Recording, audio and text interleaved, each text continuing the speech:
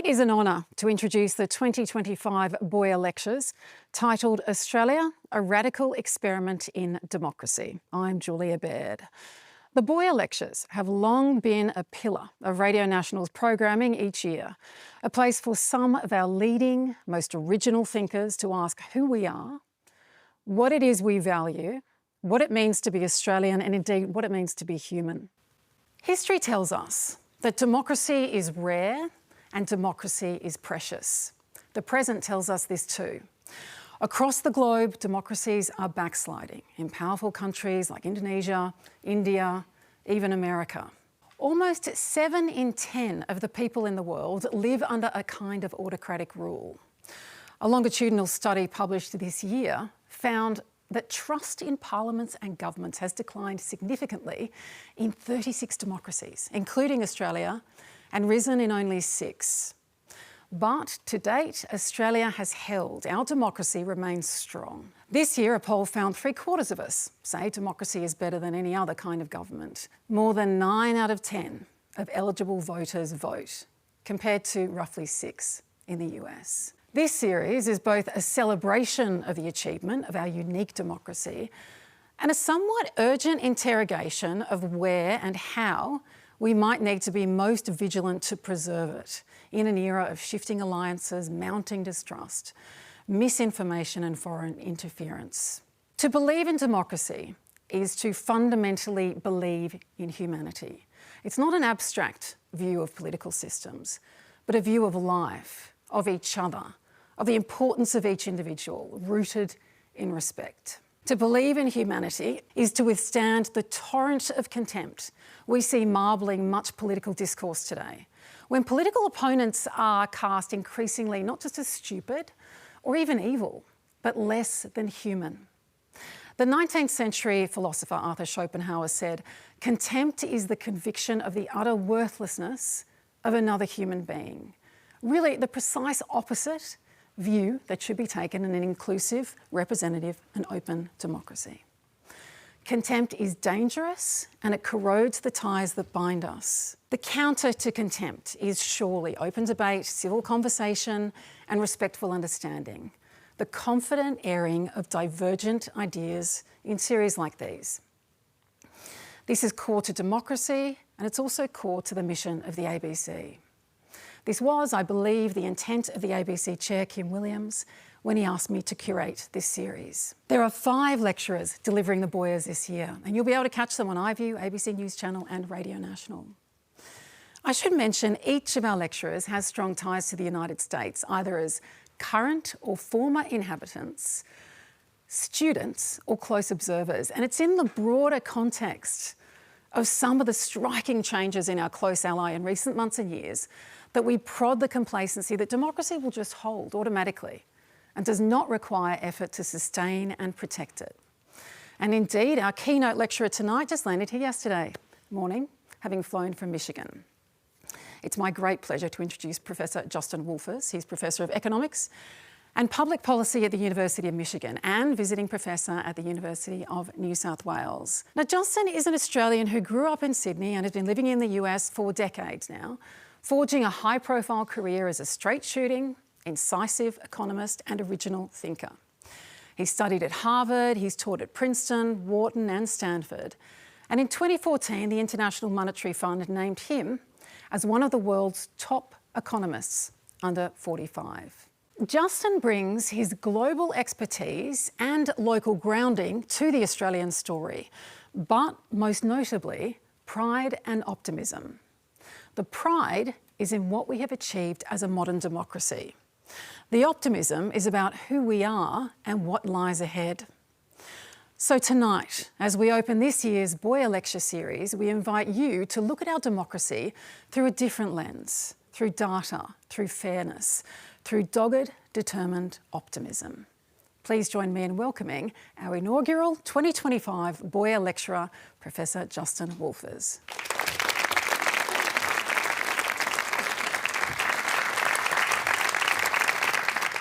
When I proposed the title for this talk to the ABC, I was worried about pushback. Fortunately, they were enthusiastic, suggesting only one editorial tweak. And that's why I'm here to declare Australia is freaking amazing. I'll leave you to guess what the first draft said. There are lots of ways in which we Aussies talk about our nation as being freaking amazing. The weather, our beaches, natural beauty, our lifestyle, mateship, and the rest of that well-worn list. And sometimes we dig deeper and add egalitarian norms and our multicultural tapestry and work-life balance. But I want to add an overlooked item to the list: our democratic and economic institutions. I'm going to forego Australian modesty to declare we're not just world-class, we're the world's best. My perspective is that of an Aussie who grew up here, wandered abroad and immersed himself in the economic and political life of the United States. I return home with some global perspective and a few credentials that let me claim economic insight. I'm also returning from the madness of the current American moment. That madness lends my message some urgency. Australia's institutions are rare, valuable, and worth defending. Now, let's step back. What do I mean by institutions? Put simply, they're the rules of the game. Our political institutions govern who we elect, how and what they can do, and how they shape our economic institutions, which governs how we do business with each other. Some institutions are formal, like our constitution, common law, and legislation. Others are informal, including our norms, traditions, and culture. My argument is that our institutions are the foundation of our prosperity. And let's be clear, Australia is rich. We're not the richest country in the world, but we're close. And if dollars don't move you, think about what they buy us: better health, longer lives, a social safety net, freedom from fear, poverty, and hunger. I made my mark as a younger economist, showing that richer countries are also happier countries, and Australia is no exception. Ours is an extraordinary nation that has enjoyed remarkable economic success. Now, it seems important to ask why. I'm posing a big question. We spend too much time on whether this indicator is up or that indicator is down. The RBA might do something, or the ASX just did something, and blah, blah, blah. The only thing missing from our economic discussion is the only thing that really matters. The central economic question, the one we discuss too rarely, is what drives Australian prosperity? To answer that, we're going to have to take on an even bigger question. What drives prosperity? Why are some countries rich and others poor? Now let's sketch the outlines of an economic framework. A production function conceives of an economy as like a mixing bowl. We toss in ingredients like machines and workers and skills. We stir and we bake the economic cake we call GDP. An exercise called development accounting asks why some countries bake more cake per person than others. And differences in the quality and quantity of ingredients are only a tiny fraction of the story. Something else explains Australia's baking prowess. If it's not the ingredients, it must be how we transform inputs into output. Now, this gets lots of names: efficiency, productivity, or technology. But I want you to think of it as recipes. Better recipes transform our inputs into more valuable output. Now let's take sand. Sand is mostly silicon. For centuries, we used it to build sandcastles. Fun, beautiful, pointless. Then we learned that silicon conducts electricity, but only sometimes, which is another way of saying that silicon is a semiconductor. So now we use silicon to make computers. AI is a new recipe that uses those computers as ingredients to produce even more sophisticated output. The world didn't get more atoms. We just invented new ways to combine and use them. So, to summarise the story so far, the proximate sources of prosperity are people, machines, education, and most importantly, recipes. But there must be something more fundamental. After all, why do some countries make magnificent pavlovas, while others get stuck with mini cupcakes? What are these more fundamental causes of prosperity? Now, developing and mastering a new recipe requires hard work, expertise and practice. And so this pushes our question back a level. Why are people more willing in some countries to invest in developing, adapting and adopting new recipes? I think the answer is institutions. I wish economists could test this miracle cure the way doctors do, by running a randomised control trial. I'd flip a coin. Heads, you get the good institutions. Tails, you're in my control group and you get a placebo. Sadly, no country signed up for my clinical trial. But sometimes history signs them up for us. Now, economic historian Douglas North argued that chance created an extraordinary natural experiment on the Korean Peninsula. When Japan surrendered at the end of World War II, Soviet troops accepted the surrender to the north of the 38th parallel, and American troops accepted it to the south. One people, one history, one culture, and a shared geography were suddenly divided by an invisible line. The key factor that differed across that line was the rules of the game governing economic and political life. In the north, Soviets dismantled industry, redistributed land and installed a one-party state. In the south, democracy and markets gradually took hold. Decades later, a famous photo from space shows that invisible line is now visible. South Korea pulsates with light and activity. North Korea lies in darkness. Those lights tell an economic story. Different rules of the game led to different outcomes.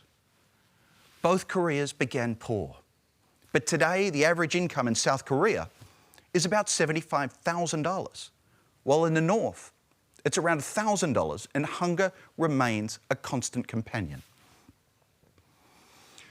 Now, you might hope that I could be more precise about telling you exactly which institutions make the difference, but so far all I can say is it's better to be more like South Korea than North Korea. To get more precise, a generation of growth economists analysed the experiences of every country.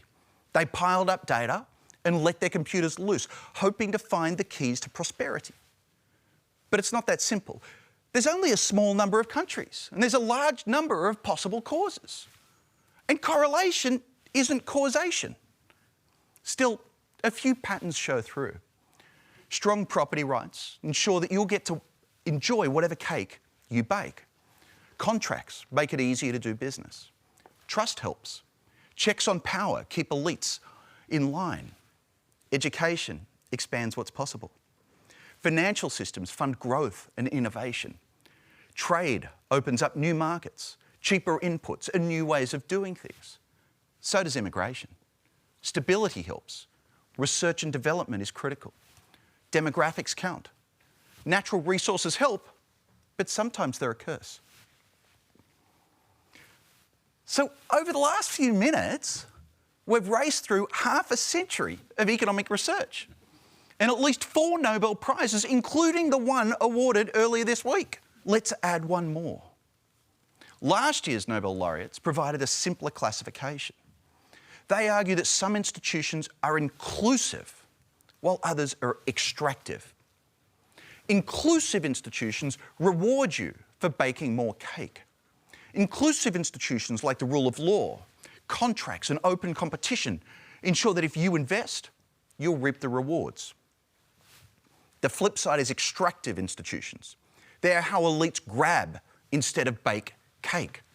They siphon state revenues, seize assets, block competition, smother innovation, centralise power, exploit labour and silence dissent. The result is less cake, but bigger slices for powerful insiders.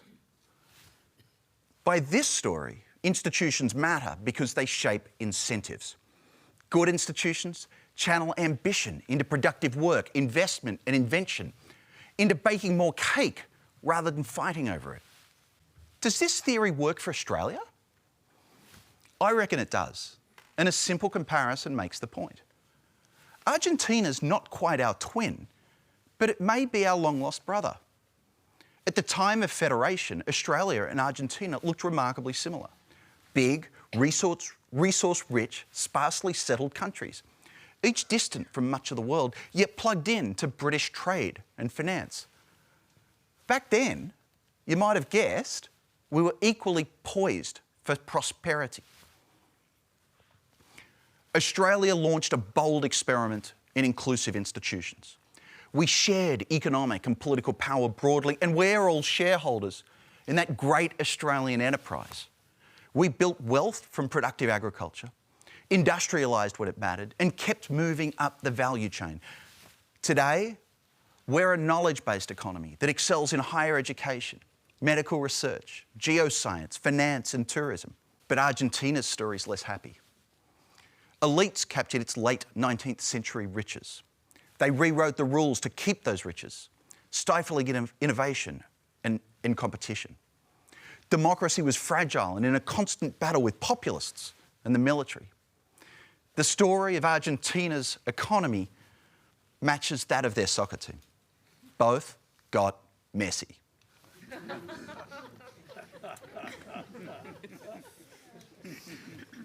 Their institutions weren't up to the job. A revolution, a civil war, a coup, followed by a coup, and a coup. The result? Multiple depressions, recurring hyperinflations, and more debt defaults than World Cups. The contrast today is striking. The average Australian earns more than twice as much as the average Argentine. We live longer, we're healthier, and we're happier. Of course, this is only a partial description. None of this has worked well for First Nations Australians. This exception is telling. Our institutions were not inclusive of them, and our economy hasn't delivered for them. Even so, whatever put us on our path rather than Argentina's is worth treasuring. I think it's our mostly inclusive institutions. And so my next task is to make the case that Australia's institutions are world-leading. Now, if you follow the news, that might seem preposterous. We're bombarded by bulletins of broken institutions, power-hungry politicians, dysfunction and deadlock debate, and the maddening, muddy messiness of democracy. But travel the world and you'll get a different perspective. Australia's rules aren't perfect, but just about every other country is imperfect. Our elections are a wonder we take for granted. They're held on the weekend so everyone can vote. By contrast, the Brits pick Thursdays, the Yanks chose Tuesdays, and Canadians do it on Mondays. We all vote because we have to. Growing up, that just felt normal. It isn't. It's radical. We're the only English-speaking democracy to require it. Compulsory voting works. It takes turnout off the table. That makes it harder for money to sway votes. Australian politicians don't fire up the base to goose turnout. Instead, they try to persuade, which is the productive side of democratic discourse. Voter intimidation doesn't work when you have to vote. And in Australia, there's no silent majority. When we vote, it's in wobbly cardboard booths that protect your privacy. That's another Aussie innovation. Our secret ballot ensures that your boss can't tell you how to vote. Party leaders can't bully you. Neighbours can't judge you. And a crooked politician can't buy your vote because they can't verify you'll deliver. Your ballot paper? Also an Australian invention. It's more private than a shouted yay or nay, and more democratic than handing in tickets printed by party bosses. No Australian election has ever been won by a butterfly ballot or a hanging chad. Every adult can vote. That's now standard. But we led the charge. We never had poll taxes or literacy tests. The diggers at the Eureka Stockade demanded and eventually got near universal male suffrage. Women were granted the right first by our friends in New Zealand, but we quickly followed. And we were the first to add the right to run. We were slower, shamefully slower, in recognising Indigenous voting rights. In Australia, You don't have to remember to enrol to vote. If the Electoral Commission can find you, they'll add you. You don't need ID. Our lines are short. Add a democracy sausage and a chat with the neighbours, and voting is a stress-free staple that feeds both our stomachs and our democracy. Your electorate is determined by the Australian Electoral Commission, an independent body that draws fair boundaries, maintains the rolls, and runs elections with no partisan goal. It feels obvious to us, but in many other countries, it feels impossible. The payoff is that voters pick their politicians, while gerrymandering lets American politicians choose their voters. As a result, we get more competitive races and more responsive politicians. In Australia, we number the boxes on the ballot. That's preferential voting, another Aussie invention. Others thought of it, but we were the first to do it. Much of the rest of the world uses first past the post, where a vote for a third party is wasted. We don't waste votes, we redistribute them. We deliver on the promise of one vote, one value. Trump would never have won under our system. It can be hard to remember how much Republicans loathed him in 2016. He only won the Republican primary because Ted Cruz, John Kasich and Marco Rubio split the anyone but Trump vote. The problem isn't that Trump won.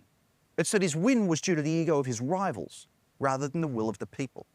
And in the general election, another vanity candidate, Jill Stein, may have siphoned enough votes from Hillary Clinton to send Trump to the White House. Okay, at this point, we've elected our politicians. What comes next? Now, the next bit can feel a little undemocratic. Our politicians organise into parties, and within those, into factions. They wheel and deal and decide who does what, including who gets to be Prime Minister. Sometimes the party also gives its members a voice. It sounds odd, but there's actually an upside to this. Our PM is chosen by folks who spent hundreds of hours with them and whose own political futures rise or fall with the government's success. Our politicians almost always vote the party line, and inside the party, the factional line. This actually makes our institutions more responsive because there are fewer veto players and hence less gridlock. And factional and party leaders and specialist deal makers, they're constantly weighing and competing interests and electoral consequences. Strong party unity doesn't destroy democratic deliberation. It just moves it from the parliament to the party room. Our lower house is dominated by two parties. That may not feel like much choice until you look abroad, where fragile coalitions collapse and rarely deliver either stability or reform. We've got the upper house for deliberative review. I'm not going to argue that Tasmania deserves as many senators as New South Wales, but if that's the price of federalism, I'll pay it. The threat of a double dissolution prevents the upper house from becoming a gridlock house. The ease with which prime ministers can be replaced led us to churn through a few too many a bit too quickly. The parties responded with new rules to slow the roll. Even so, it's not so bad. In America, we have the opposite problem. We spend a lot of energy worrying about what happens when a leader's mental health or physical health deteriorates. In Australia, we know they'll be knifed in the party room. Our cabinet, which exercises executive power, is drawn from the parliament. This fuses the legislature with the executive, so when parliament wants something done, it happens. Our independent public service gives us continuity and advice without fear or favour. I'd take our career professionals any day of the week over the rookies inside the current White House. Though, Obama shows us there's something to a system that can recruit external talent like economist Larry Summers, Nobel physicist Stephen Chu, Pulitzer Prize winner Samantha Power. It's a pity there's no Olympics for political and economic institutions. It would focus the mind of our sports-mad nation. And it might shift your sense of Australian greatness from the sporting field to the economic and political stage. While there's no gold medals, there are plenty of global scorecards. International organisations regularly rank countries on governance, state capacity, and the quality of their institutions. We consistently rank near the top. If this were the Olympics, we would be in almost every final, and teams that make finals bring home hardware. I reckon there's a good chance we'd top the medal count. So what do we get for all of this? First, prosperity. Good institutions constrain bad impulses and empower productive ones. Second, stability. The world changes, yet Australia keeps being great. Our institutions permit us to be nimble and we adapt. And third, trust. Our institutions work because we trust them, and we trust them because they work. A couple of recent episodes prove the point. The global financial crisis was a once-in-a-century shock that tested the world. Wall Street cratered, fear was contagious, banks collapsed, factories closed and unemployment soared. Worse, in most countries, the economic damage persisted for years. But Australia wrote a different story. Among advanced economies, only Australia and Switzerland emerged relatively unscathed. The crisis dealt us a smaller blow because of our sound banks and our strategy of diversifying into Asia. And we cushioned it better than most with a response that was timely and textbook: fiscal stimulus paired with rate cuts. Euromoney magazine named Wayne Swan Finance Minister of the Year. Deservedly so, but his job was easier than his foreign counterparts. Obama started with a modest stimulus, assuming that Congress would approve a follow-up if it was required. It was required, but Tea Party protests killed it. And in Europe, textbook prescriptions were discarded for the bitter medicine of austerity, which didn't work. We only had to wait 12 years for our next once-in-a-century shock. When COVID hit, our government responded swiftly and with ingenuity. National Cabinet was born, elevating our response above the partisan fray. Look, you know the rest. Our downturn was among the mildest, and our death toll among the lowest. Our institutions delivered on our values. We looked out for each other, and we looked to experts for guidance. No one drank bleach. And when the vaccines came, we said thank you. The vaccine stroll-out was a major blunder. But still, we emerged with our health, our prosperity, and trust in institutions, including science. These episodes show that Australia's institutions work. Now, I'll admit there is something irritatingly upbeat about the argument that I've been making. Policy discourse is normally about our failures. That's because we're always looking to see what we might improve. Implicitly, that's comparing the reality of Australia to its potential. And we always fall short. But I've engaged in a different argument. I'm comparing the messy reality of Australia with the even messier reality elsewhere. Mine is a comparative claim. And when you compare us to others, we often come out on top. As I say that, I realise that I've accidentally made a case for radical conservatism. If you accept Australia's institutions as the foundation of our prosperity, you want to protect them, conserve them.